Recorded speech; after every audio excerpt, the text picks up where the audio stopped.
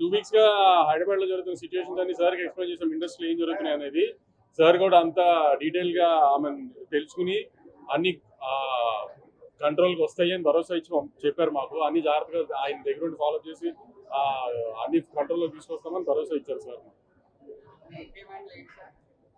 డిమాండ్లు ఏం లేవు, సిచ్యువేషన్స్ ఎక్స్ప్లెయిన్ చేయడానికి వచ్చాను సార్కి. డిమాండ్ చేయడానికి ఎందుకు వస్తాం సార్? ఒక్క ఇదని కాదు లేదండి, అక్కడ ఉన్న పరిస్థితులు అన్ని ఆ సార్ క్లియర్ గా ఎక్స్ప్లెయిన్ చేసాం. ఆయన ఏంటంటే everything will fall in place, don't worry, you go ahead with your what all works are pending before the release of the film అనే దీనిలో భరోసా ఇచ్చారు. That is very happy for us. మేము హ్యాపీగా వెళ్తాం.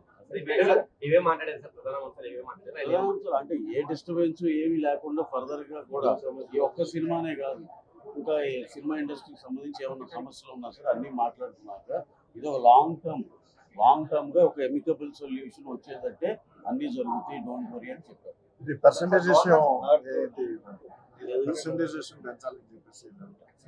అదేనండి, అదేంటంటే ఎమికబుల్ అంటే అదేనండి, ఇద్దరికి న్యాయం జరిగేటట్టు ఏదో సొల్యూషన్ వస్తుంది, మీరేం వరీ అవ్వద్దు. అంటే డేస్ ఇదనేది కాదండి, ఇద్దరు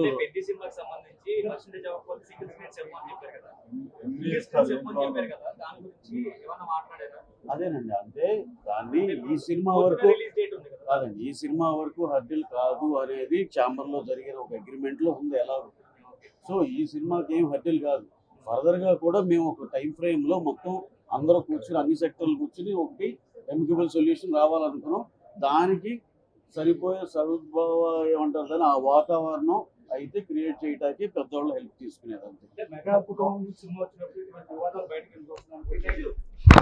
అంటే అలా ఇదొకటి. అందుకే సార్ మాకు పెద్ద సినిమా అని కాదు, ఇప్పుడు ఏంటంటే ఈ సినిమా రిలీజ్ కి దగ్గరలో ఉంది కాబట్టి దీన్ని ఎగ్జామ్ చేసేమన్నా, దానికి ఎలాగో అన్ని సానుకూలంగానే ఉంది.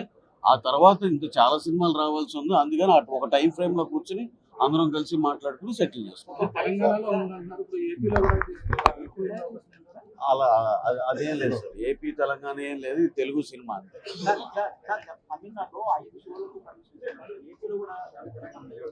ఉంది సార్, తెలంగాణలో ఉంది, ఏపీలో ఉంది, ఎప్పటి నుంచో ఉంది ఐషువల్ పర్మిషన్ ఉంది సార్, ఎప్పటి నుంచో ఉంది.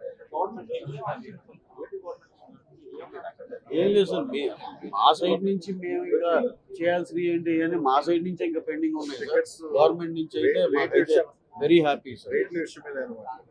ఇంకా అసలు అదంతా that is another topic. Done sir, thank you sir, thank you. ఏంటంటే మా డిప్యూటీ సీఎం గారు ఇచ్చిన భరోసాలో అన్నిటికీ కోఆపరేట్ చేసి మీకు ఏ ఇబ్బంది లేకుండా అన్ని సెక్టర్లకి హ్యాపీగా ఉండేటట్టు అన్ని విధాలా కోఆపరేట్ చేస్తాము అని చెప్పారు. అంటే చాలాసేపు అండి, అపార్ట్ ఫ్రమ్ సినిమా కొంచెం వేరే సరదా కూడా చాలా టైం స్పెండ్ చేయగలిగాం. We're very happy for that.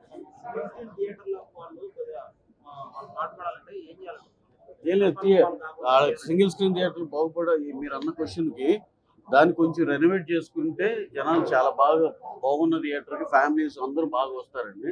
Renovate చేసుకుంటే చక్కగా దానికి తగ్గట్టు పర్సంటేజ్లు ఇవన్నీ కూడా పెంచుకోవచ్చండి. రెనోవేట్ చేసుకుంటే ఆటోమేటిక్గా రెనోవేట్ చేసిన ప్రతి థియేటర్ 10 లక్షలు చేసేది 20 లక్షలు చేస్తుంది. ఆ విధంగా అందరూ హ్యాపీగా ఉండొచ్చు.